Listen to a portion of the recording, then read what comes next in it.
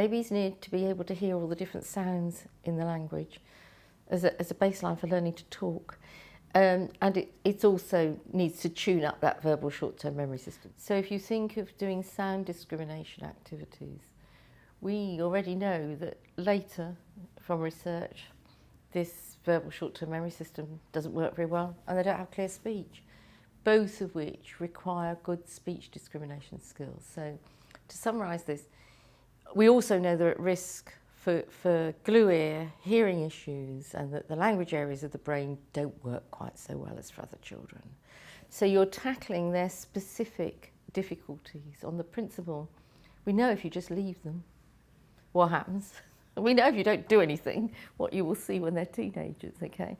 And the importance of that research and the fact that we know how these things develop in typical development means if we intervene early, we may change this pattern, okay?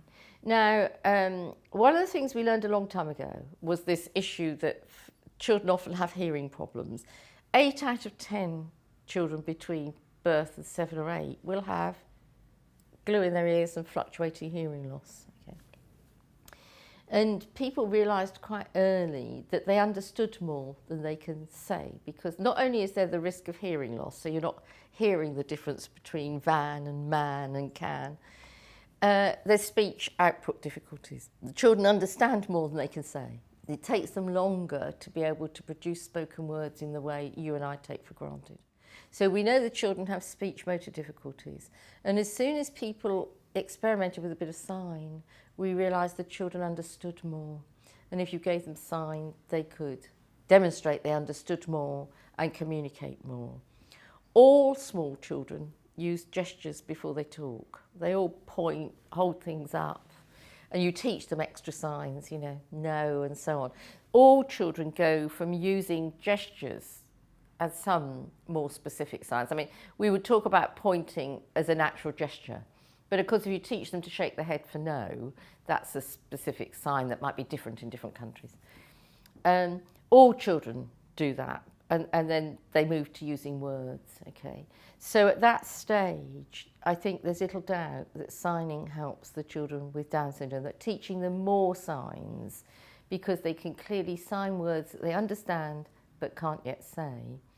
You have to look at someone if you're signing, so the child has to look, parents wait for them to look and listen. If their hearing's a bit down, they're much more likely to get what's said. You always talk, we should talk about signs as augmentative communication. You should always stress the word as you use the sign, okay? So it almost certainly enhances communication, provided people remember to talk clearly, of course, with the sign.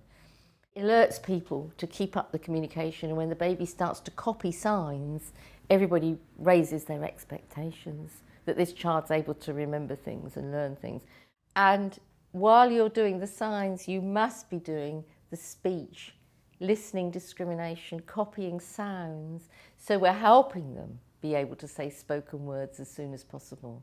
So you mustn't just sign and forget about speech work, encouraging them to use their voices, responding to every sound they make.